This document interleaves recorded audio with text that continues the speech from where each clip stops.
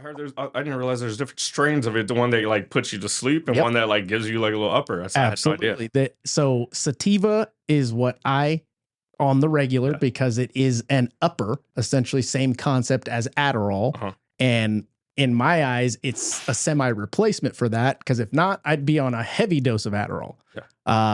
Indica couch. That's what they kind of relate it to. I don't ever smoke that, nor do I ever eat it. Why? Because you metabolize it completely different. You could have, let's see, the new craze is gummies or whatever. Yeah, the edibles and all that. Edibles. Yeah. But it's got 500 milligrams. Okay. But nobody knows the strength of the dropper that went into that. In addition, it mixes with what you've eaten because of the way that you're digesting it. Yeah. So that in itself is a reason not to. Matter of fact, when it became legal in Colorado, a buddy of mine took me, him, and another guy, attorney, doctor, teacher, up to Colorado. We went and instead of going to strip club and all this other stuff like normal people do, we went on weed tours. Nice wine tour of cannabis. We went to all the distributors. We went to all of the grow houses. Yeah. Most of the grow houses were literally across the street from the police station. Holy shit. And we got out of the first one and it was like, holy shit. Paranoid. And then they explained it to us. Where's the safest place to keep something like this? Right across the street. Makes perfect sense. Yeah. So we took cooking classes. We took it was like the most educational tour that I had ever done. And such a science too. And from that point, there was no buying it from off the streets or my homeboy. No, the sketchy meetup. No, there's no parking lot. Yeah, there's no way. Yeah. I remember I was in LA and I saw my buddy from high school and I was like, what's up, Matt? Like, what are you doing? And it was around Thanksgiving time. And he's like, yeah, but he's like, me and my group of friends, we fly up here during Thanksgiving. Yeah. And we eat nothing but infused everything, their whole Thanksgiving meal. Every part of it, from like the gravy to the butter to like everything has infused. Like, oh my God. So I was like a science. He's like, yeah, dude, it's awesome. I was like, but at the same time, that is your body. So you'll take 30, 45, sometimes an hour for you to feel it, and you'll feel it all day. Whereas opposed to if you smoke it, inhaling it, you're able to drink water and you're good. You'll be good. I thought about doing it because I never sleep, man. I never sleep. There you go. I thought about doing that, like, and I was like, should I smoke something? I was like, I don't know, man. And then it gets to a point where I was like, where do I even buy weed at? Like, I'm 36 and I'm like, do I hit my social media and like looking for some weed? Like, find a trusted person that gets it from a distributor legally. There's got to be an app for this shit. Yeah. I mean, it's just like when you buy any kind of food, it has the ingredients on the back. Exactly what's in there. My older sister brought me back some weed pills for sleep. Strictly there, like it's in like looks professional as hell, exactly like you said. It has ingredients and everything. So I tried that and that was awesome. So that worked out. But like I said, I've probably smoked weed like 7 times in my life. Never been. I honestly, so a buddy of mine, very good friend, owns an insurance company, very productive member of society, the whole 9 yards. Brought me some microdose pills, mushrooms. And the goal was to replace Adderall with that because we had read, I've done all the research possible on it. Everybody in damn Silicon Valley is doing it, microdosing. Yeah. I've never done mushrooms and tripped out. Never. Some peyote. Yeah, no. Now I wouldn't mind going to take a trip to do that. Me and my wife go in and stay in a hut or whatever. Mike Tyson like credits himself to go on doing a peyote thing, and he's like, it saved my life. And I was like, I might be onto something. But then he also calls pigeons. So. Yeah, right. I don't know if your study subject shouldn't be Mike Tyson. Facts, yeah. That's awesome. Well, we are back with part 2, everybody. This is Key Factors Podcast, Real Estate AF, and the AF stands for And Finance. And we are still sponsored by ReviewMyMortgage.com, the largest index of mortgage programs in the nation. And I've got my friend Moses Thatcher here. We had a pretty in-depth conversation on the previous discussion, and we didn't have enough time. I wanted to continue diving deeper into Moses' story and his journey, because I feel like his journey, his story is very relatable to many out there in our industry. It's a lot of stuff that we don't necessarily talk about out loud. Many people keep it inside, the trials and tribulations and struggles that they've had. So it gives you a little bit of hope. It gives you a little bit of confidence to hear his story and be able to know that there is someone just like you that is doing big things and continuing to push forward past the failures. So Moses, good morning, good day. How are you? Good morning, brother. I'm good. Great weekend. So it was good. Good deal. Yeah, awesome. So the last time we had left off, we were talking about you transitioning into real estate. And at that time, you basically dived in and used your sphere of influence because you had a pretty large network. Yeah. Do you want to take it from there? I mean, what happened right when let's talk about your first year in real estate. What was that like? So first year in real estate, man, is tough. Like, and you hear these people, you talk about, hey, you got to have X amount of savings put away before you dive into real estate. And it's very frowned upon in our industry to be like, you got to be full-time or not. Yeah. And so that was one of the biggest things they kept telling me. And I was like, dude, like, how you were going to put away like my expenses? I multiplied that by 3. I was like, I'm not going to save that right now working at a bank. Mm-hmm. And I was doing the nightlife business. So yep. When I did it at that time, my wife at the time was 3 or 4 months pregnant. And I started real estate school. I was doing, like I said, business banking from 8 to 5, real estate school from 6 to 10. Okay. So I was doing that. And then on top of, along the lines, it's 6 courses. Okay. And so along probably like 5 courses in, 4 courses in, I'm doing my quarterly meetings with my bank. So I think they get wind that I'm doing this real estate classes. So mind you, like I said, my wife at the time was pregnant. And you were at the credit union at that No, at that time I was at the Bank of San Antonio. Okay, gotcha. Yeah, the Bank of San Antonio. Tell you, I hated the job, which probably helped me go get my outside of conversation with Scott Maloof. And then I was like, man, I need to go do this because I'm never going to own this bank like we talked about. Yeah. So I'm probably 4 to 5 classes in. And I knew my baby girl was going to be born in September. So I'm accumulating all my PTO because my goal was, sorry, corporate America, I was going to save all my PTO, finish real estate school and kind of be like, hey, I'm going to dive into real estate while I'm doing this PTO. And get paid. Yeah, and absolutely. So I did my quarterly meeting, and this sucks. And this is very much resonates in my head. So I do this quarterly meeting. They say, hey, we're good. You're doing awesome, so on and so on. I'm like, all right, cool. Talk about quarterly bonuses. Like, hey, we met the quotas, so forth. I'm going to get my quarterly bonus. Awesome. And then fast forward 3 days later, and I was at I was married at the time. And then so my wife was at her appointment. And one thing about it is I didn't miss appointments. Okay. All the sonograms, all the checkups, all that stuff, like I was there and I liked being there. Sure. So I remember in the morning we had a checkup, like just a normal checkup. And we're here checking on our baby girl. And then my boss texted me, hey, before you head to the branch, come to the main location. Mine just 2 days after our quarterly meeting, so I didn't think much of it. Sure. So I was like, cool, I'll swing by. I stopped, and then I'm sitting down, and she's like, hey, you want some gum? I was like, no, I'm good. Like, what's going on? She's like, whoa, we got to let you go. I was like, motherfucker. I was like, what? Yeah, I was like, whoa, what's going on? I was like, we just had our quarterly meeting. We talked about promotions and quarterly bonuses. Like, what's going on? She's like, well, there's been some complaints and something along those lines. And would it be full transparency? She's like, hey, we heard some complaints about, we told you about being on your phone too much, or we told you about doing so on and so on, being distracted. At the time I was running my promotion business, so I'd still check on social media updates and all that. But either way, yeah, of course. So either way, it was, we got to let you go. And I was like, my daughter's about to be born in like 3 to 4 months. Wow. And then I remember like walking out my office, the main location, sitting in my car, I teared up because naturally I'm like, damn, like I got to go find another job immediately. Yeah. And I've been in financing for a while. So I was like, I could go find another job at a bank. Mm-hmm. But it hit me pretty hard because I'm like, dude, like I have my son at the time was 2 or 3. And I was just like, dude, like I've never been unemployed. Wow. And it's like, so what the hell do I do? And like, I'm not going to finish this real estate shit. Yeah. Cause I need to focus on this. And I remember sitting there, cause I got to go tell I told you I was married. I got to tell my wife at the time, like, hey, I got let go. And then, so I'm sitting there and I sat through a little pity party for a little bit, got on the phone with unemployment. And I was just like, hey, so I sat there, got on unemployment, I took care of that, like started the process. Then I had to go tell her. Talk about uncertainty. All of a sudden it was like you were standing there and the rug was just pulled from under you. And you doing the natural reaction was, okay, I feel like shit. Yeah. I'm going to wallow in this for a moment, and then I got to figure out what to do from here. So you jumped on unemployment, got that stuff set up. Then Absolutely. What? So I had the conversation with her, and fortunate at the time we were good. We were really good. And she says, hey, don't go back to work. Mm-hmm. do what you need to do. So I knocked out the last couple of classes, did my testing, so forth and so on. We're living off of my nightlife business. Okay. And then we're living off of unemployment. Gotcha. So now we fast forward a month or two before my daughter's born. Super stressful pregnancy.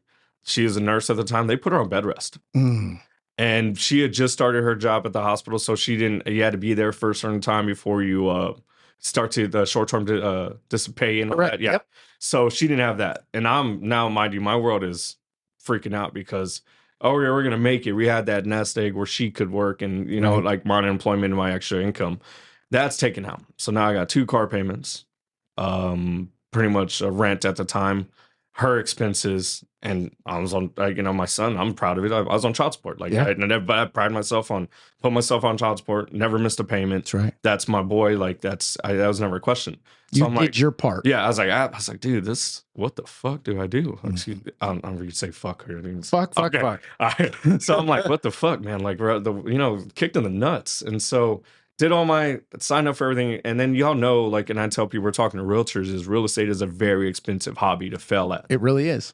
It really is. Now, can you, matter of fact, this is a good little short segment to squeeze in here. Why is that? Why is real estate an expensive hobby to fail at? Because absolutely. So when you dive in, you got to become, what is it, with the board of realtors? You got to be part of the board. You obviously pay your license. You pay the classes, the license, your testing, your dues, then you got to be part of the board of realtors. So you got to pay those initial startup fees. And you pretty much, when you're check to check, and even at that, and you say I got to pay, and I think the time's like $800 to start off everything. Correct. I'm like, holy crap, man, that's a kick to the stomach. And I'm gonna do a quick shout out because I say, even with the brokerage I chose a brokerage that focused on strictly training, that worked with Keller Williams Heritage. Yeah, is where I dove in at. Back then they had what, Bold? They had all at Ignite. So they Ignite.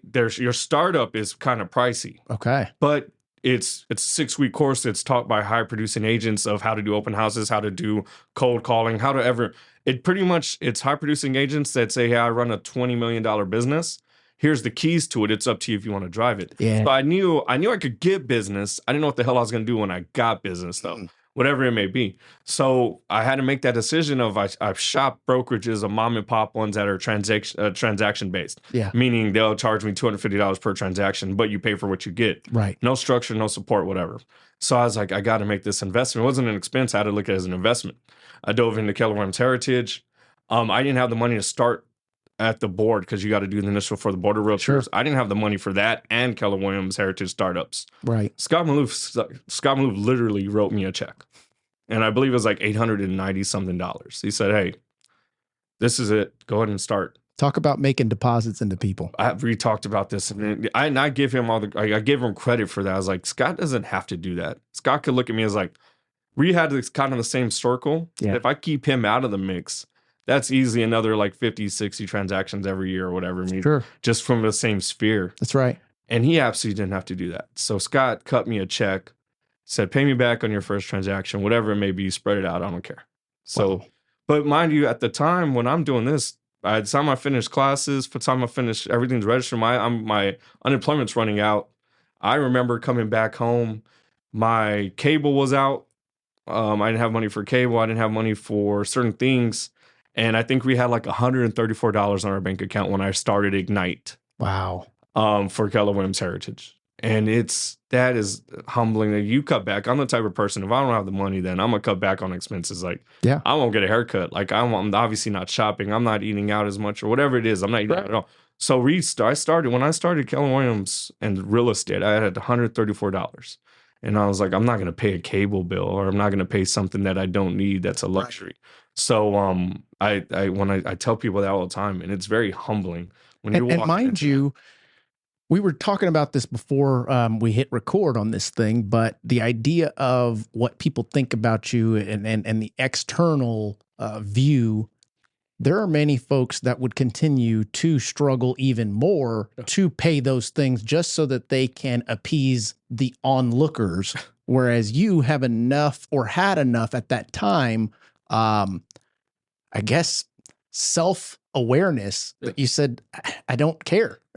This is what's important. I'm going to halt that. This is what matters to me. Yeah, absolutely, man. You can't. There's faking it till you make it to an extent, and then being realistic. Absolutely. If my now haircuts I'm running like $45-$50 a haircut, and I was like, and that's not that. Damn. And now I know why I cut my hair. It's a curse. It's a beautiful head of hair. Yeah, you got nice hair. Yeah. So but when I weigh it down is now that my daughter's being born, and she had like a real big stomach issue where she had to have the most freaking top secret Enfamil in the world. Like this freaking one is a formula, baby formula. Wow. And so Medicaid wouldn't even cover it. And I remember it was Alimentum. Damn, if I can't spell it, that means I don't want it. But so it's called Alimentum, and this thing for the small can costs like $45 to $50. Wow. It doesn't cover my Medicaid. And I'm like, all right, should I go get a $40 haircut, or is my little girl gonna eat? Yeah. It's not even a question. Easy choice. So stuff like that, like you just got to be aware of. Like I tell people all the time, I don't judge anybody, because who in the hell am I to judge anybody? But I took the off branch off of that. I see friends who are like, hey, I'm broke. I don't have this. I don't have that. I'm like, bro, you smoke a pack of cigarettes a day. That's right. That shit ain't cheap. Absolutely. Like, God forbid you cut back a smoking habit so you could make sure this, it's so true. Like $50, $60 a week. Absolutely. Yeah, if that. Yeah. That's, and so, and then we talked about the weed thing. That's right. Like, and it's I know some of the most successful people, including yourself, that smoke weed. It's that stigma is out the window, but there's obviously those people that need it, and they whatever it is. But there are plenty of folks out there that do it and are not productive. No, absolutely. And that is what gives it the bad name. Yeah. Absolutely. Yeah, and it gives it a stigma of like, oh, you're just a pothead. You're just going to sit at home and eat munchies all day and play video games. But no. Guess what? No. They were going to do that regardless. Yeah, no matter what. That's a mental thing. Yeah. So that's, I see people like that. I'm like, bro, like maybe if you're out here, maybe you shouldn't smoke weed and go get your ass a job. Like I told you, I don't give a damn what it is. I got pride, but I'm also I'd rather have a job at Whataburger. Yeah. Than be broke. See, and that speaks so high of volumes, because folks in that similar situation, with that similar upbringing, with the similar surrounding, club life, all that stuff, could have resorted to stealing, robbing, cheating, et cetera, but not at all. Like, you didn't sway not a bit. I'm going to go make money legally, and it doesn't matter what I have to do it, but I'm going to do it. Yeah. Bro, you got a whole body full of money. You better go sell plasma before you go steal something. Before you go steal some shit, you better go donate some plasma. That's right. Never crossed my mind. But shit like that, I'm like, bro, you gotta start getting creative with this. What were those experiments that they used to do? The case studies, Cedra? Sign them up, bro. Run that shit twice. I don't care. But yeah, no, I tell people all the time, I was like, hey, you gotta be, you're either content or what do you want to do? Like, right. It's a mindset thing. But no, I tell people all the time, I'm not, before I go ask anybody for money, I'm going to go donate my money to my blood right now. That's right. So at these plasma people, I'm dropping a plug, guys. Any money, go ahead and donate that shit. That's right. But yeah, no, stuff like that. Like I never want to resort to. So I had to cut back on things, and to me, it's common sense. And I realized that my common sense is not different than everyone else's. Yeah, that's right. So the way you comprehend things or I comprehend things is completely different. But yeah, it's a very expensive hobby, and we're dead broke, super broke. And mind you, I got to walk through a real estate office where people are wearing Rolexes and pulling up in Mercedes and beautiful, like owners driving a Lambo. Yeah. And I'm walking in like, damn, I think I might have used my last $20 for gas. Yeah. So if that's not sink or swim, then what the hell is it? I agree. And in some cases, folks would see that and envy, and I hate that word envy, would hate on, etc. Or they can see it and be very motivated. Sure. Not knowing that person's journey or their story and seeing them driving a Lamborghini, but knowing that it ain't easy to get where you are, sir. Yeah, absolutely. So one of my favorite songs in the world, and I play religiously when I'm having a bad day, is J. Cole, Love Yours. Love Yours. There's beauty in the struggle, ugliness in the success. I think it's the most beautiful thing in the world, because it's easy to look at someone and be like, oh man, like I want that shit. Like, and so why can't I have it? Why not me? Why it's easy to fall into this why not me shit. Absolutely. And that's so like you become this victim, and if you victimize yourself and you just brings you down, like you're never gonna get it. Like absolutely. I don't care. You gotta manifest it. I'm real big on manifesting now. I thought it was real corny in the beginning. Yeah. I'm sitting there talking to myself and it plays out, man. You trick your brain into something. God, your brain would be like, all right, let's do this shit. It's true. Another song that resonates with me is Mirror by Lil Wayne. Oh, that one, I cry when I hear that song. Yeah, I love it. It's awesome. Like that, but it's crazy how something like that relates to it. Right. Like, I'm telling you that J. Cole thing where I'm just like, man, like, and then you sit back and there's beauty in the struggle. Like, oh man, it's true. Like it's such a beautiful struggle. That's right. And in the moment it sucks because you're getting kicked in the nuts, and no one wants to get kicked in the nuts. And then when you look back, you're like, damn man, without that, it is not here. And to piggyback, emphasize, drive that home. It's supposed to be hard. It's supposed to hurt. It's supposed to get you to have the thicker skin, to make the choice of this way or that way. That's what separates the folks that make it or are aspiring to make it and the ones that make excuses and blame everybody else. It's always an excuse. Man, you got to look in the mirror. Like, and I had a real long talk, and I don't want to get off subject. I had a long talk with my son yesterday. Okay. And I'll make it quick. We're out playing in the yard, and him and my daughter on a slip and slide. And I was like, same as Simon says. Like, slip and slide. JC, we got to get one of those for the summer. I think we just talked about our bodies falling apart from like waking up. Like, imagine we slept wrong. Our back hurts. Imagine us on a damn slip and slide. I could not imagine it. So we're out here playing. I was like cutting the grass, and they decided to want to play outside while I'm cutting the grass. So I was like, cool, set it up, and we do Simon Says on the slip and slide. And my son is an awesome dancer. Okay. Super. I'm telling you, I question the kids if I'm his dad, because his from his mom, right? No, even then, I know his mom. And like, so I'm like, he definitely got his rhythm from somewhere. It's crazy as hell, but he's got a high energy, real bright energy. Both of my kids, I love it because they have bright energy. Okay. Awesome. Like, so, and I'm like, Simon Says, do the floss. And my kid used to kill the floss. Like, he used to love it. And now this was like 5 years ago. He used to love dancing, but now he's like doing the floss. And he's like, Dad, this is embarrassing. And I was like, no.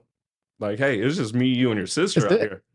I said, but I don't care what's embarrassing. You having fun? And he's like, yes. I said, and well, who gives a fuck if it's embarrassing? And I told him, I was like, and I explained to him, you know what comparison is? And I explained what comparison is. And I explained what a thief is outside of like stealing something physically. I said, comparison is a thief of joy. Yes, sir. Have you sat here and compared yourself and you thought because someone said this isn't cool, or this isn't fun, or you're a loser, or that's stupid, so you're going to be miserable your whole life?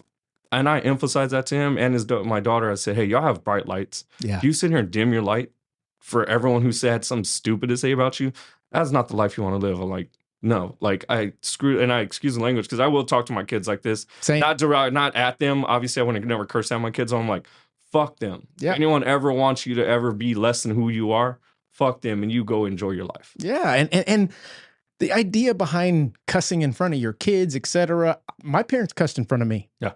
But they did it when it was the right time and the right emphasis to drive home a point. Yeah. And my brother and I, we got the point. Yeah. We didn't go to school cussing, etc., etc. Absolutely. But when it was time for us to emphasize our point, now as an adult, we know what we can use in regards to the articulation of the point, you know? Yeah. So that's what I told him, man. Your comparison, that's everything. Yeah. Like I said, to the cars, to the real estate business. For the longest time, I was like looking at other realtors, and I was like, well, I've been in the business the same time as them. Like, why are they closing more deals than me? Why are they doing this? What do I need to do better? Like, and my first closing was $118,000 house. I think after my splits, my commission was like $1,800. Yeah. And mind you, if you do, and this is off subject, since I was struggling with money, if you do your paperwork right when you're asking for benefits, like food stamps, don't do it, because these assholes thought $1,800 was good enough to cut my whole family off on food stamps.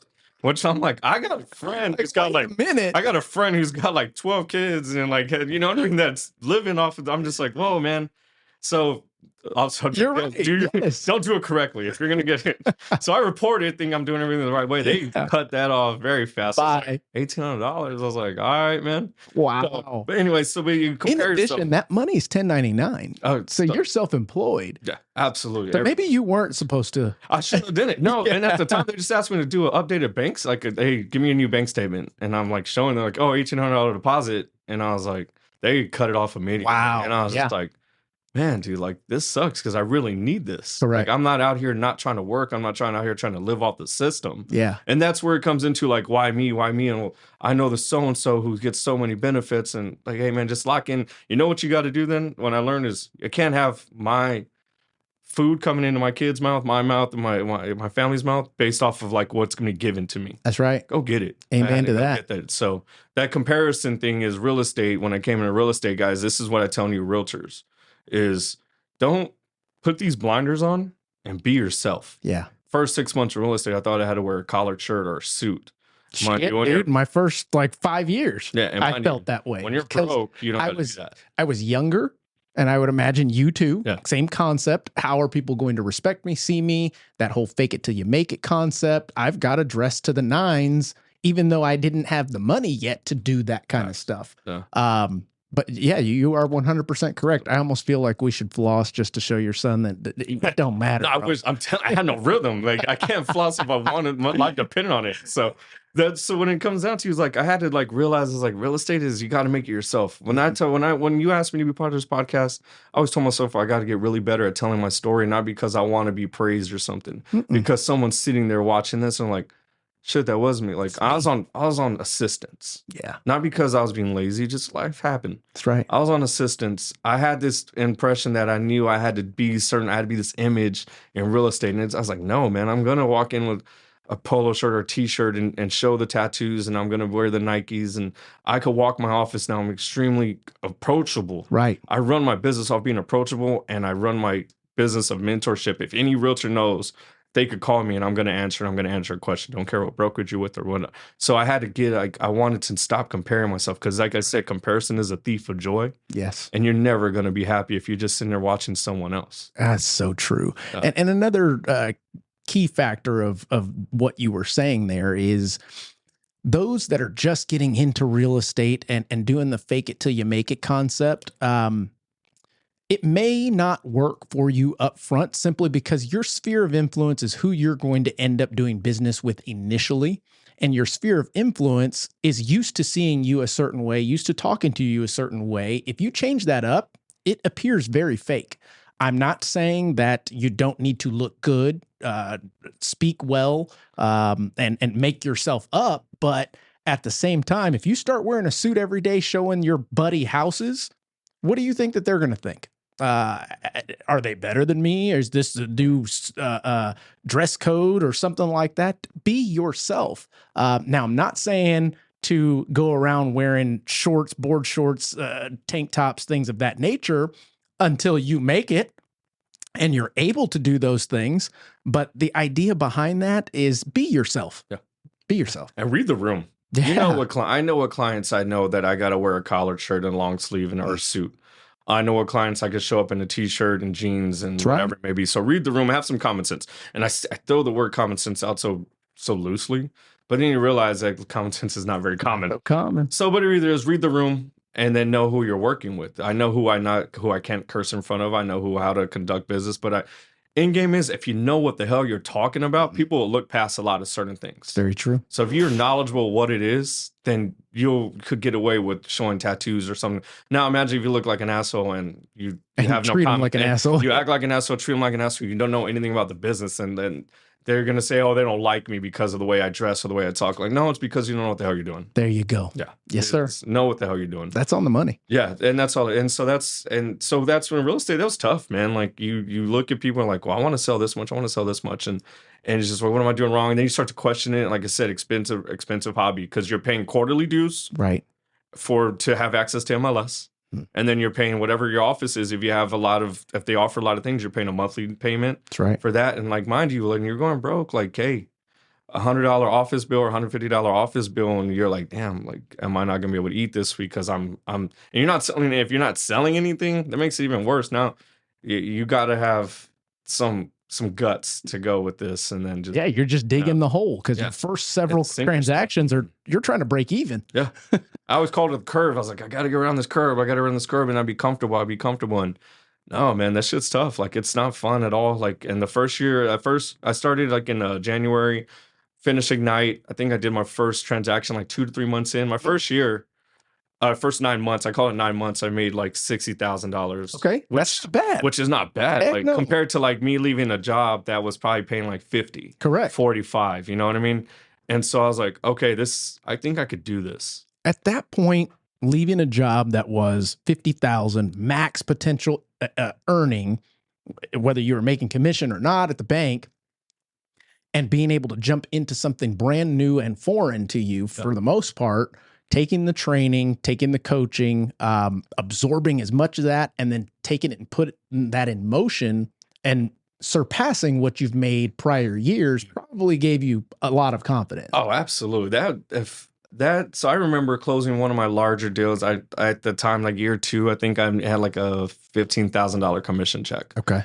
And the title, it was a D.R. Horton house, and so their old office was off of 1604 in like Stone Oak. Yeah. I remember like their office to close was probably about, right off of Twin Oaks. So Bank of San Antonio was on the other side of Twin Oaks. It was, yeah. So I remember still there. I could see, I could see it. And I'm like, I just made $15,000 and I helped someone accomplish a really big goal of theirs.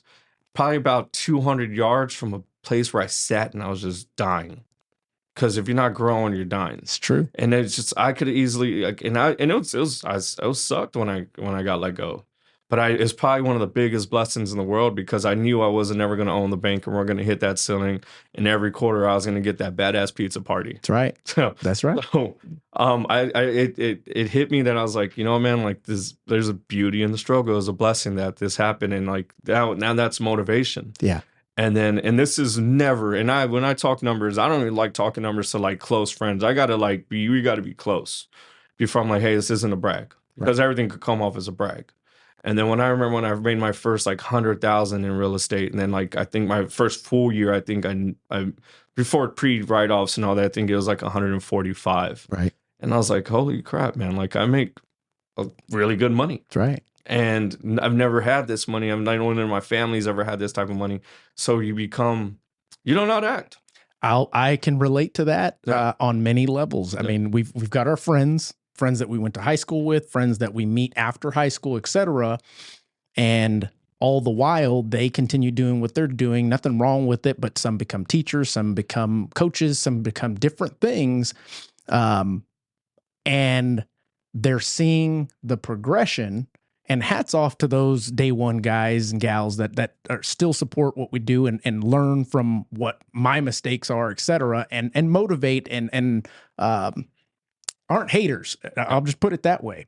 But there was a certain point in time that we were all sitting around campfire talking shit, and it came out like, Mark, how much money do you make? And it was like, well, why do you ask? Well, because, I mean, you just bought another house and you're constantly changing your car and da-da-da-da-da. I'm like, guys, I was doing that before I was making this kind of money, but I can tell you my income has completely changed.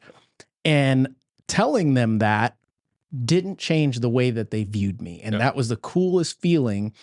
Now, flip over to a different segment of friends, and I would never have that conversation with them. Yeah, why? Because it's like, so every time we go out, there's a reason why I'm picking up the tabs. Mark's got it.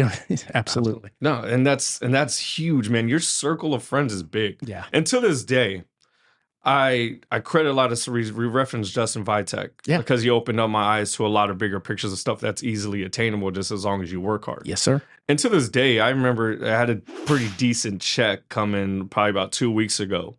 And mind you, I've been in real estate going on year 7, 8, and I still call him, and I still see him pretty heavy. Mm-hmm. I called him and said, bro, I just deposited this cool ass check, and I just thank you. And it's because it's without those conversations with certain people, then it just doesn't happen. It makes everything so. It's true. It's awesome, and I get to share that, and I thank them, because sometimes, and like, for example, like you, when you talked about it, like people assume like, oh, you got it. Mark's got his life figured out. That's right. We don't need to talk to Mark. We don't need to check on Mark. Mark's good. Mark got money. We don't got. So I think in your positions and like Justin yourself, and then like sometimes people want to get checked on, and like, no one ever just assumes that your life is great. And I'll, you know what? I'll take that a step further. Everybody assumes that we've got it, but at the same time, there are times where I may not have it. Concept. Why? Because the market has tanked. I've been spending my money keeping my employees employed. I've been spending money, the marketing, lead generation continuing to come in so my loan officers can have leads to come in. I drop my pay down so that they can have higher pay. The struggle continues when you take bigger steps. No one sees that. No one sees that. They see you got a new car. There you go. That, you know what I mean? Like no one knows that what deal you had set up with your cars and what if it's a lease, whatever it is. But no, but it's easy to someone be like, oh, he's got it. Like he just got a new car. Like he doesn't. You don't. How many employees do you have? As of right now, I think we're 10. 10 total. So not that you, including operations. So not that you sit there and do every single thing for your employees, because they're obviously they're very knowledgeable. They're very great at what they do, and if you find value in them, that's why you brought them in. But that's 10 livelihoods you took on. Absolutely, and I take that very, very seriously. That's huge. Yeah, and as a matter of fact, when I open my own shop, my real own shop, I Think Mortgage.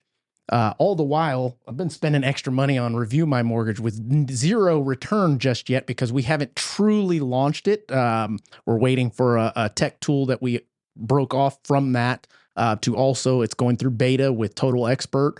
But when I switched over, my income dropped substantially. Yeah. Why? Because I'm the one that's taking the risk. Yeah. All the startup expenses, I mean, it cost damn near $300,000 just to get this place running day one. Yeah. You know?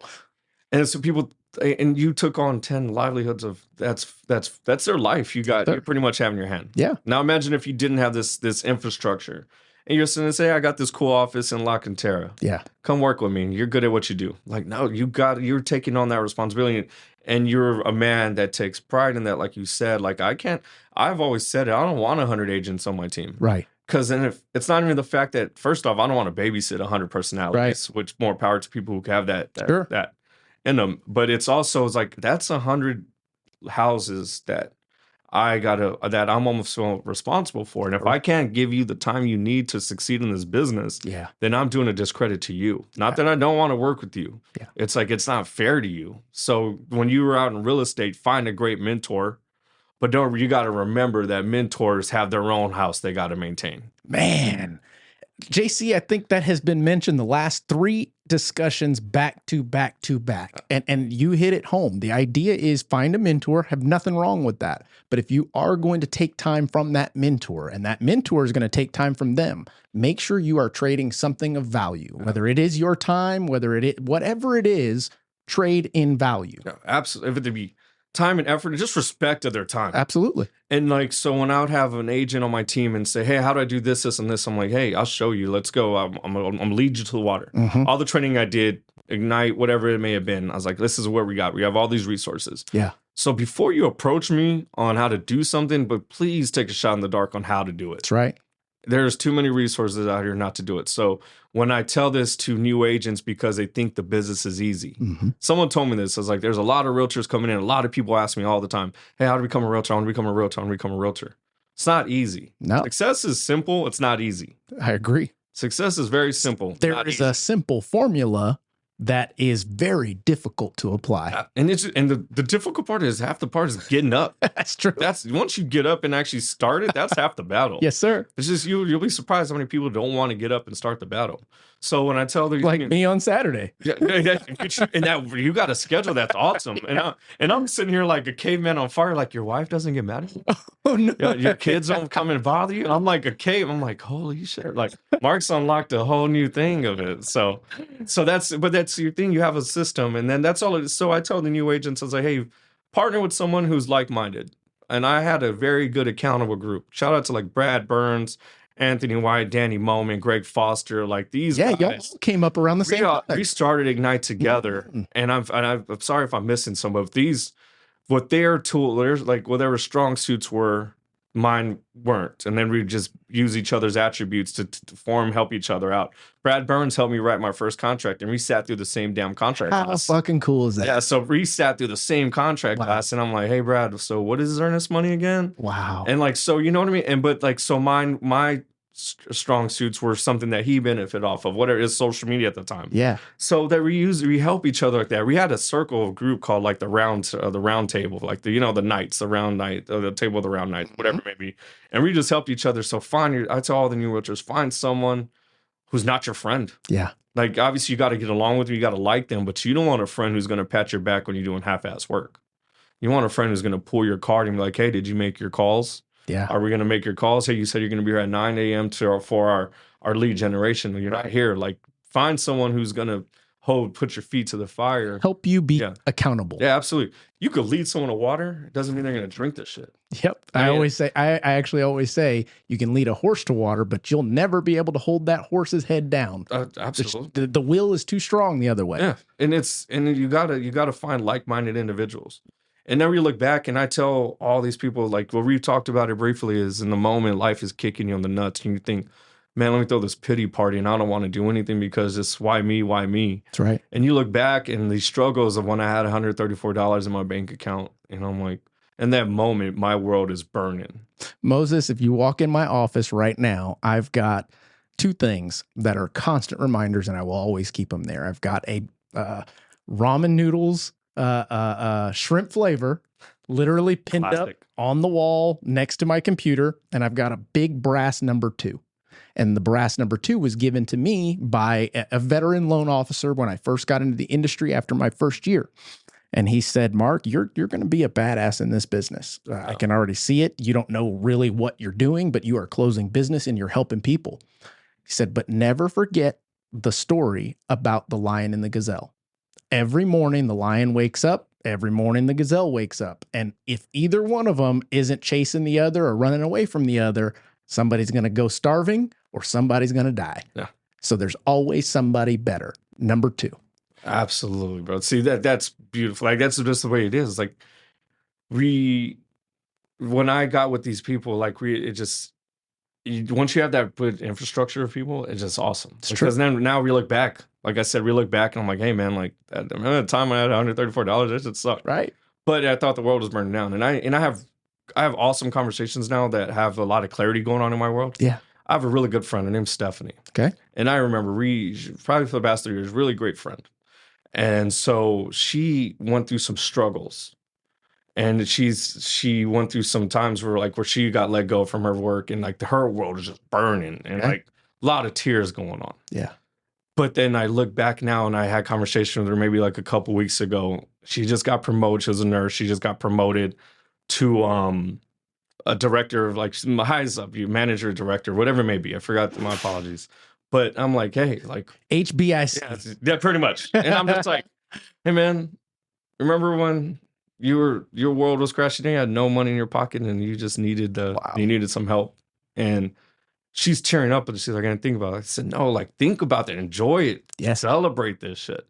And that if you can constantly remind yourself of that, it allows the wins to truly be appreciated. Oh, the wins make it so much better because you change the way you look at things, and things you look at change. Yeah. It's easy in that moment to look at things as your world is done. Correct.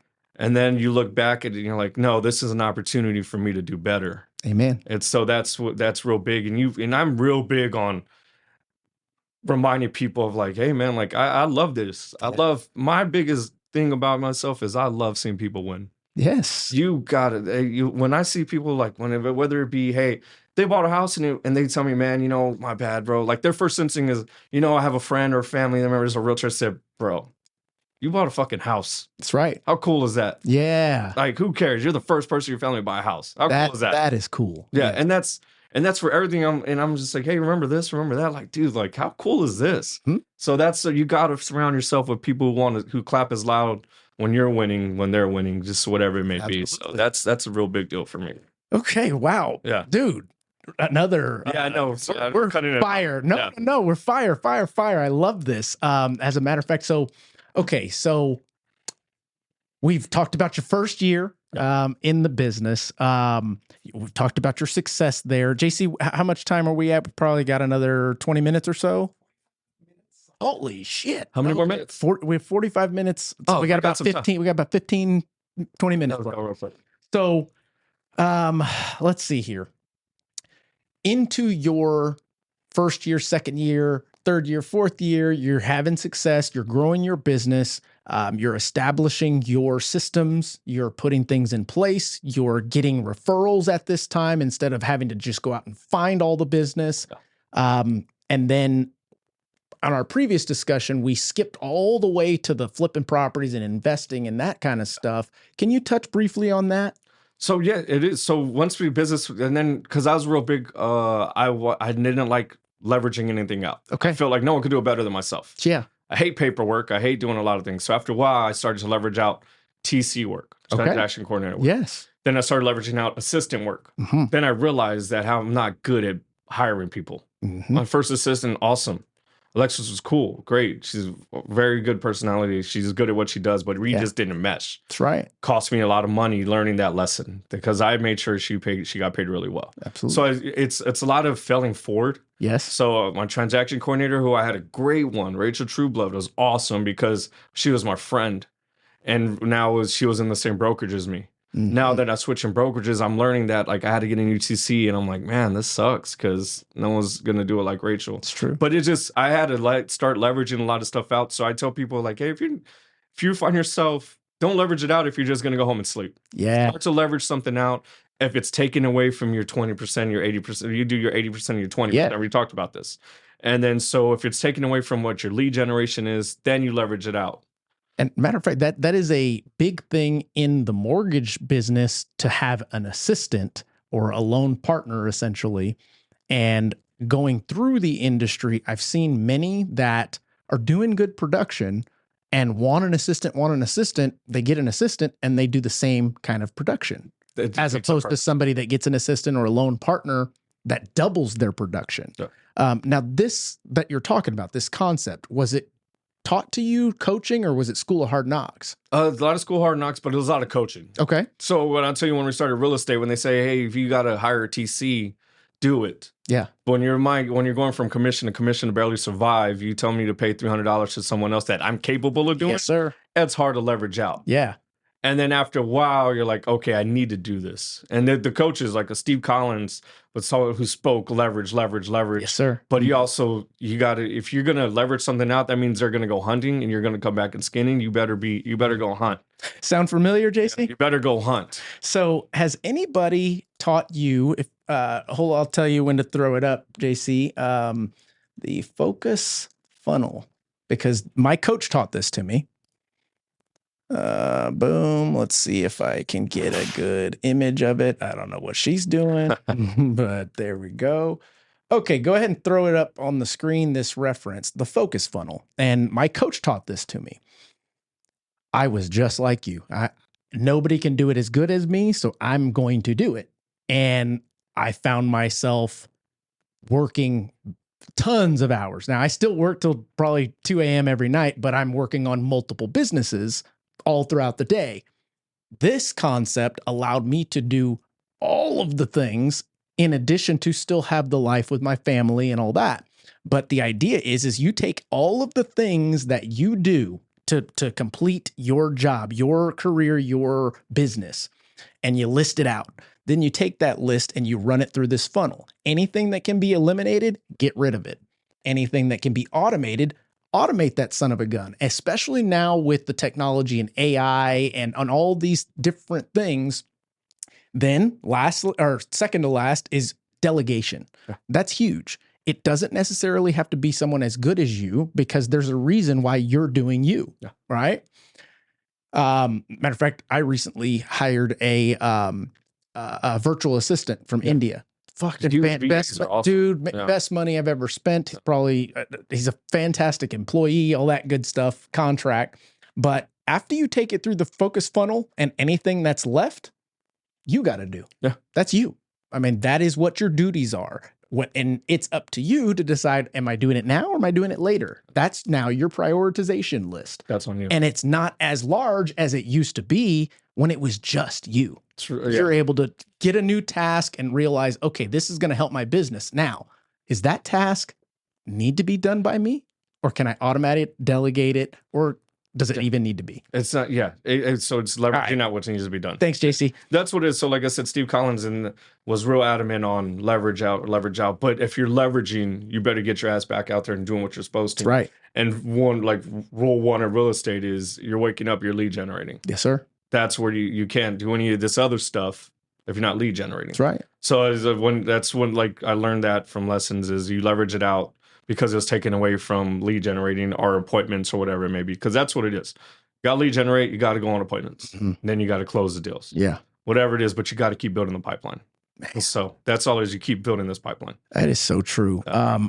Well, I mean, you've had quite a bit of success in this industry, and I know it's going to continue. I know that you're going to go through even more failures, but those failures are going to continue to make you a better person, better leader, better father, better partner, all of those things, because that's just innate with what you've discovered thus far in your journey. And I think that your journey is going to touch many out there. I'm totally honest, and I think that there's a reason why you have such a good following on social media. You're relatable. You relate to many people. I'm going to say this. You relate to more people than most, because most people have gone through that kind of stuff and not made it out the other end like you have. And it can't be embarrassed, man. Nah. You can't be embarrassed. I talk to my clients and they're like, I was like, hey, your credit score, like, and they're like, oh, I said, look, I've been there. Yeah. I had 500 credit score because I know what the hell a credit score was. Like, we're starting here. Right. You can't finish something we don't start. You're right. So I'm real big on relatability. Yeah. That's where I've always run my business. But it's also a lot of growing and growth, because you could, like I've told you, I was a habitual denier of who I was as a human. Correct. My core values are I'm a giver before I'm a taker. And then when it comes to real estate, is just because I feel like it's easy to fake it, like to fake the funk. Oh, I'm a good person because I'll donate 100 turkeys during Thanksgiving. Right. Because during Christmas I donate so many gifts to the kids. Or even worse, let me put a social media post out that says, praise God, praise this, praise that. And we know that you're a dirtbag. You're a shithead. Yeah, that's right. Yeah, you're a shithead. And like, so I had men, and I would say men because that's who I'm trying to be a better man. And people ask me, why is all these changes and it's helped me in real estate, because it helps me get some clarity on my actions and how I speak and how I react to certain things and how I come from contribution. But as a man, when it comes down to, I have a 7-year-old little girl, Princess. She brought me home. If she would have brought me home as her boyfriend, I would have been disgusted. And that's one of those things. If my son, who's 11 now, started to operate the way I did, outside of the work ethic, I hope he has the work ethic. I hope I take that out of the picture. As a human, as a man, as a grown man, if he was me, I would be disgusted. But if no one knows that, because it looks like I had it all well put together, and then because I could put off this image of, oh, he does this, he's great, he does that. There's some there's some values that I was just diminished because I was out getting drunk, I was out doing this, and I was out. But hey, I'm a good dad because I'm here. I never miss, no matter what. I've never been a bad dad. I love being a dad. Right. Didn't miss cheers. I didn't miss games. I didn't miss first day of schools. I don't miss meet the teachers. But my principles and my values weren't always showcased of the way of my actions. Were you setting the right example? Exactly. Like, mind you, I was always there. People were like, oh, you're a great dad. And it's easy to be like, oh yeah, like I know I am, because, I took a picture on Facebook. But when it came down to, and this is related to my life and my family, my business, I had to switch it. Real big is God, family, business. I had to like switch a lot of this stuff up, because what I was saying out loud, I wasn't living. Yeah. And that's how I'm starting to correlate it to real estate, and I'm correlated more to like my family. But yeah, I had a lot of looks in the mirror of like, you're a piece of shit. And not meaning like I didn't take from anyone, I didn't do anything, but I was not the man I thought I was in my head, and I let the hype at times justify some of my actions. Wow. When you're a habitual justifier, anyone could justify anything. You are right. Yes, sir. And so I had to realize that when it comes to, I needed some more clarity, and it helped my business. It's starting to help my business anymore. And I'm going to tell you real quick, and I don't want to take too much time, is no, you're good. in real estate as a single agent, it was always sold in between like 7 to 9 to 10 million off market, on market, flips, whatever, without the flips. It's always been a producing agent at that as a single agent. Last year, I sold 3.5 million because I was just in a really dark place. Yeah. And I had to get out of it. I was in a really dark place. So just because shit's bad, just because everything's going up, like you're gonna hit roller coaster. Right. There are peaks and valleys in this life. No one's immune to it. No, you are correct. I mean, even I don't even know how to put this, but you're gonna fall. You're gonna fail. I don't care how high you are. You're gonna fall again and again and again. And that's what this life is, I hope, intended to teach us, is how to get back up. Yeah. You're going to get humbled. That's right. You're going to get humbled. Like, what is it? You're going to get hit in the faces. You're going to get up. That's right. So why do you fall? So that you can get back. Life will kick you in the ass real quick. Absolutely. And that's what it was. And so I realized there's a lot of work-life balance, guys. And I'm going to tell you, in real estate, is the more you say yes to, what you're saying no to is probably more important. Wow. So I was saying yes to clients all the time. I was taking phone calls at 10 o'clock, 11 o'clock at night. But I gave that perception that, hey, go ahead and call me, text me, whatever you want. I don't sleep. But hey, you want to see a house? I got you. Walk away from a dinner table with my kids. And I'm just like, hey, I'm gonna go show this house. Mm. And like, when I look back, I was like, what an asshole, dude. Right. Like they could wait. Right. My kids, I'm not going to have this. I'm glad you said that.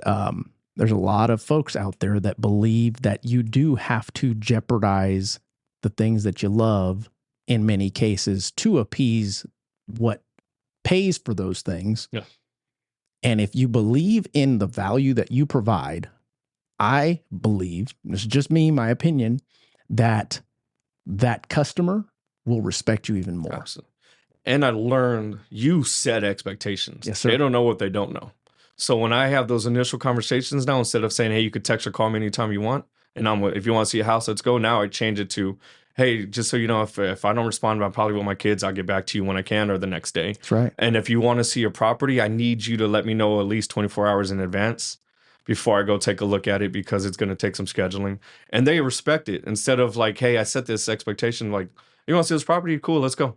Like, you know what I mean? So I had to my scripts had to change. Absolutely. To better my life. And that is your mindset changing and evolving into the new you. And is it really a new you? No, but we were intended to change. We were intended to evolve and get better.